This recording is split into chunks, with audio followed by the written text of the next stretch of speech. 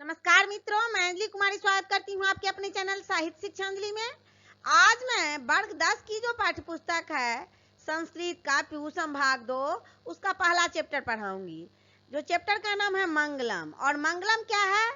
एक उपनिषद है। और उपनिषद क्या होता है? उपनिषद जो है वह हिंदू धर्म के महत्वपूर्ण श्रुति धर्म ग्रंथ है। श्रुति धर्म ग्रंथ का मतलब होता है सुनने सुनाने वाले धर्म ग्रंथ।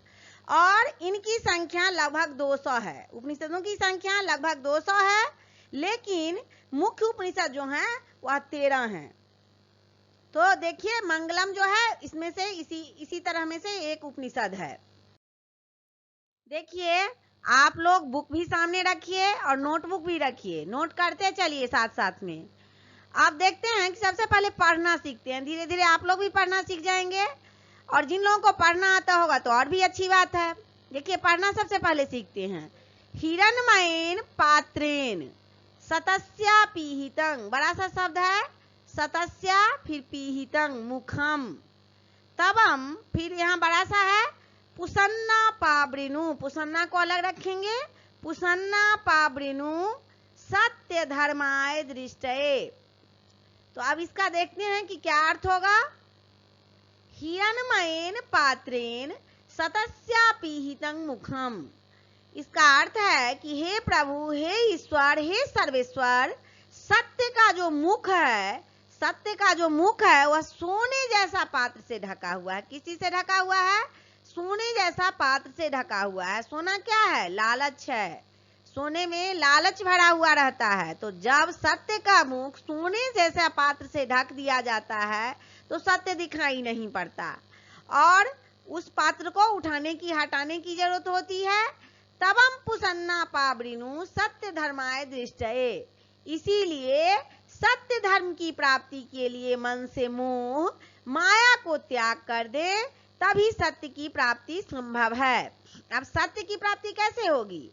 अगर हमारे मन में मोह रहेगा, माया रहेगा, सोने पे लालच रहेगा, रुपए पैसे का, किसी से बैर ईर्ष्या रहेगा, तो सत्य की प्राप्ति नहीं होगी।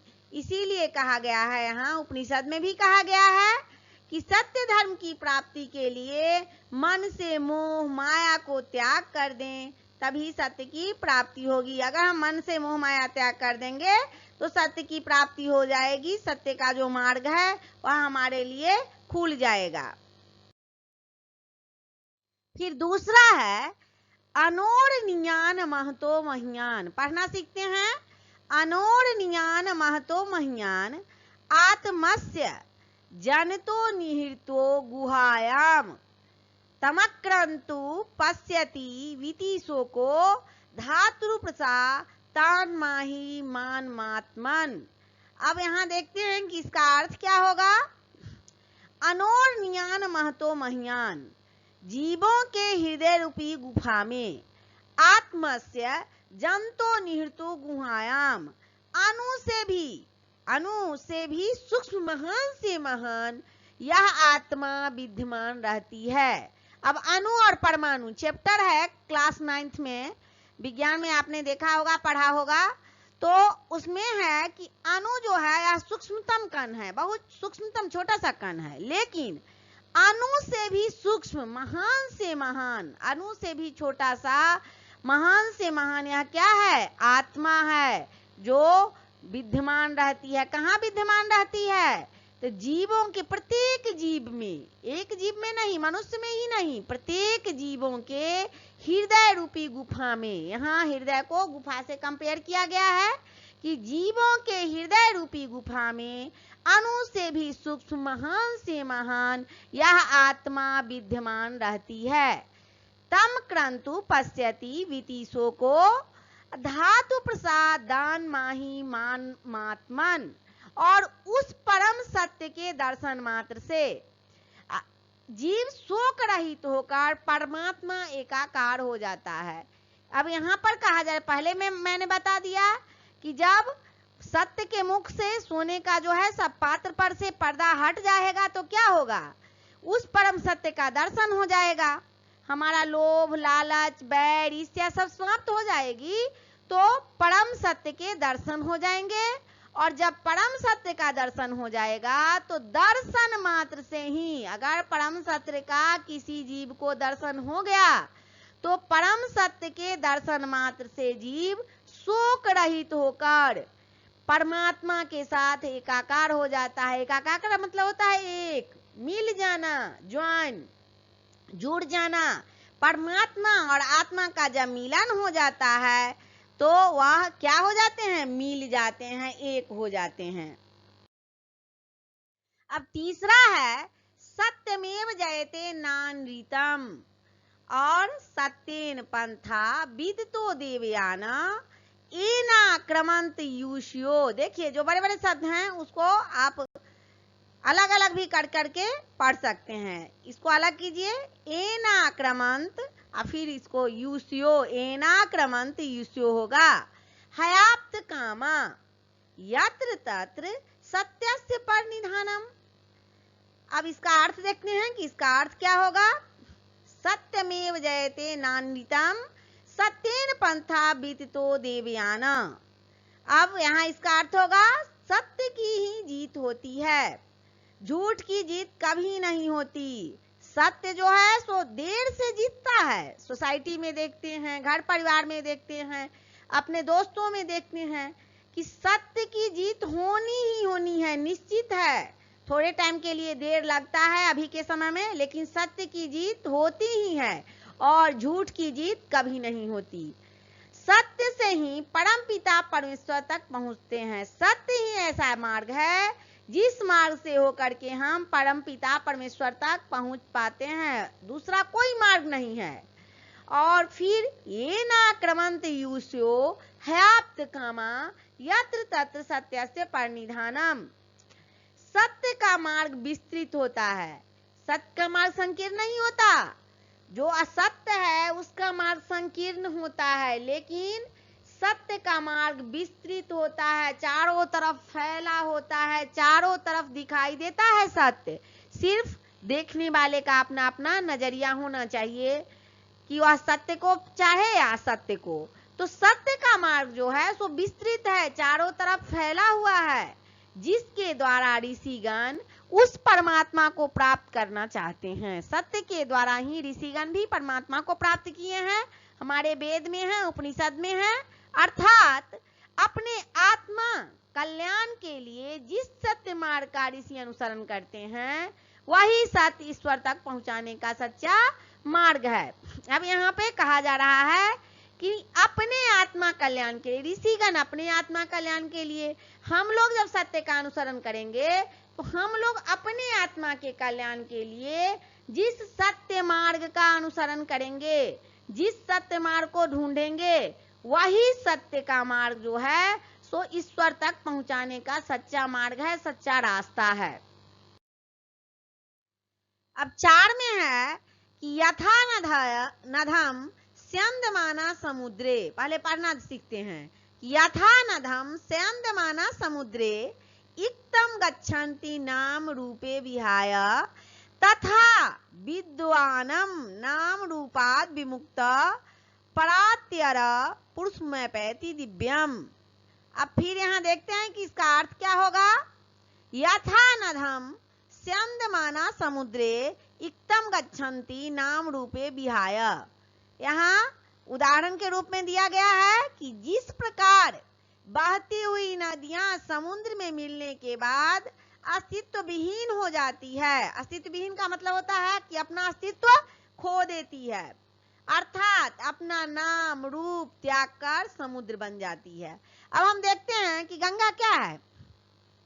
गंगा एक पवित्र नदी है और यह बहती हुई जब बंगाल की खाड़ी में गिरेगी और वहां गिरने के बाद उसको क्या कहिएगा, उसको कहिएगा कि यह समुद्र है। वहां तो नहीं कहिएगा कि गंगा का पानी अलग है, जमुना का पानी अलग है। ढेर सारी नदियां बंगाल की खाड़ी में गिरती है, तो वहां जाकर के गंगा क्या हो गई, अस्तित्व विहीन हो गई, वो अपना अस्तित्व समाप्त कर दी। गंगा नाम जो है वह समाप्त हो गया, अर्थात अपना नाम रूप वह त्याग करके समुद्र बन गई। तथा विद्वानम नाम रूपाद विमुक्त परात्यर पुरुषमय पैति दिव्यंग। उसी प्रकार, ठीक उसी प्रकार जिस प्रकार गंगा अपना अस्तित्व खो करके समुद्र बन जाती है, उसी प्रकार परम पिता परमेश्वर के दिव्य प्रकाश मिलते ही अपने नाम रूप से क्या होते हैं, जीव मुक्त हो जाते हैं। यहाँ कंपेयर किया गया है कि उसी प्रकार जिस प्रकार गंगा अस्तित्व विहीन होकर के समुद्र बन जाती है, उसी प्रकार परम पिता परमेश्वर के दिव्य प्रकाश मिलते ही अब हम लोभ त्याग देंगे, ईर्ष्या त्याग देंगे, छल कपट त्याग देंगे तो क्या होगा, परमेश्वर की तो कृपा होगी ना जीवों पे।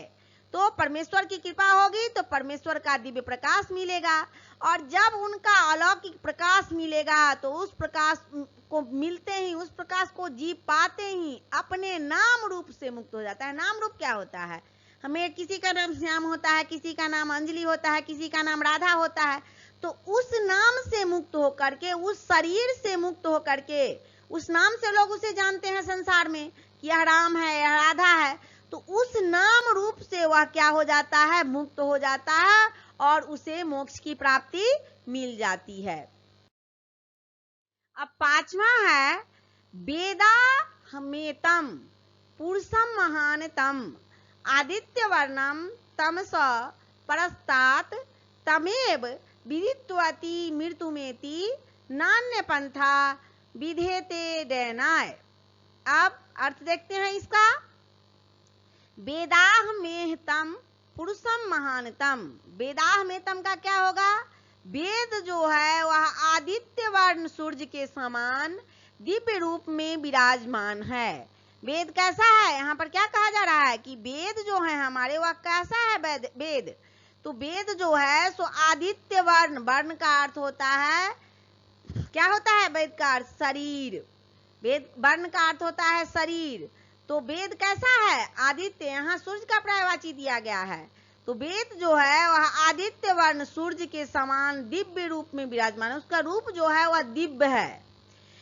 अब तमेव विदित्वति मृत्युमेति नान्या पंथा विधेते डैनाय, ज्ञानी जो ज्ञानी होते हैं जब उसका साक्षात करके, उसको पढ़ के, सुन के, अपने जीवन में ग्रहण करके, अर्थात उस प्रकाश पूर्ण दिव्या स्वरूप वेद रूप ब्रह्मा का ध्यान करके मृत्यु पर विजय प्राप्त करते हैं। जो ज्ञानी होते हैं, यहाँ पर कहा जा रहा है कि जो ज्ञानी पुरुष होते हैं, जो ज्ञानी जीव होते हैं, वह वेद में जो लिखा है उन बातों को पढ़ के, सुन के, अपने जीवन में उतार करके, वो जो वेद का जो प्रकाश है वह दिव्य है, वह वेद रूप ब्रह्मा का ध्यान करके मृत्यु पर विजय प्राप्त कर लेते हैं।